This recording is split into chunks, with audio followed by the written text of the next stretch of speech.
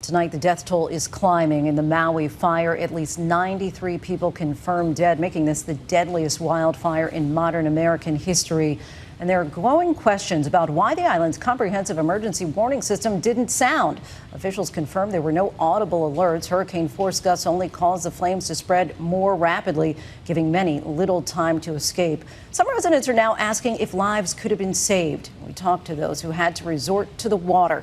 A 19-year-old, his mother and younger brother stranded in that water for 5 hours. Search teams painstakingly going through what's left and cadaver dogs searching for victims. And the outpouring of support, residents helping to unload a catamaran arriving with much needed supplies for the hard-hit town.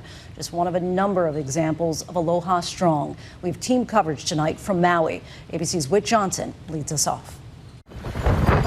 Tonight, Maui's catastrophic infernos now marking the deadliest wildfire in modern U.S. history. The lives of at least 93 people lost in the flames. One of them, Carol Hartley, whose sister today told us the world has lost a beautiful soul. And with hundreds still unaccounted for, growing fears that the true toll is even worse. Many calling on public officials to be more transparent. We know we've got to go quick, but we got to do it right. So when we pick up the remains and they fall apart, and so when you have 200 people running through the scene yesterday, and some of you, that's what you're stepping on. I don't know how much more you want me to describe it. That's what you're stepping on. Of those lucky to survive, some jumping into the ocean.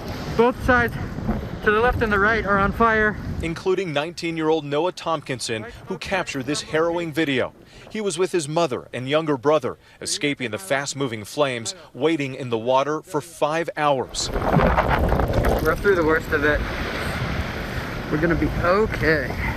And Mike Caccino, who owns a dog care business in Lahaina, saw the oncoming flames and ran to the beach, hunkering down with others. There was times where we had to leave some of the dogs up on the wall or on the water while we swam out because we couldn't hold the dogs up, plus ourselves.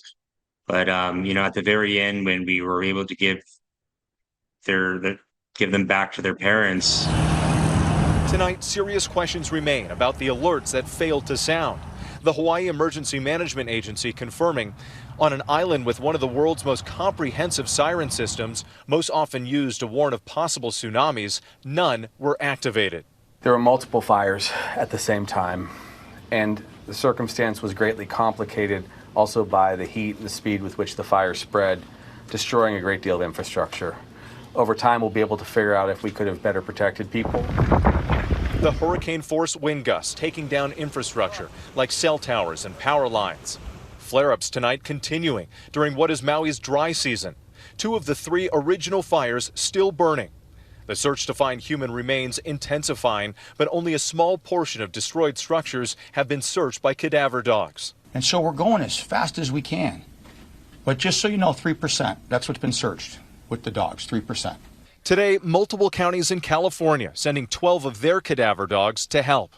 Many frustrated families trying to pick up the pieces and move forward. Lisa Peroni says she received no alerts, fleeing for her life only after seeing explosions, smoke, and flames. And that's when I saw the brush fire, but then also the big fire, the big explosion. Lisa taking these photos of the fire roaring into Lahaina as she raced to get out. Her boyfriend, Jeff Tremper, who was traveling on the mainland, rushing home when he heard the news. I was getting text messages saying, Front Street's on fire, everything's on fire, Lahaina is burning right now, everything's exploding. And I couldn't hear from her, and the only thing I could think about was if she was okay. Their Lahaina home now gone, but Lisa is grateful to be alive. Your heart still aches for the people left behind. Oh yeah. I think, Lahaina was a really magical, beautiful town. Such harrowing stories there. Whit Johnson joins us now from Maui. Whit, what do we know about these lawsuits against state and local power companies?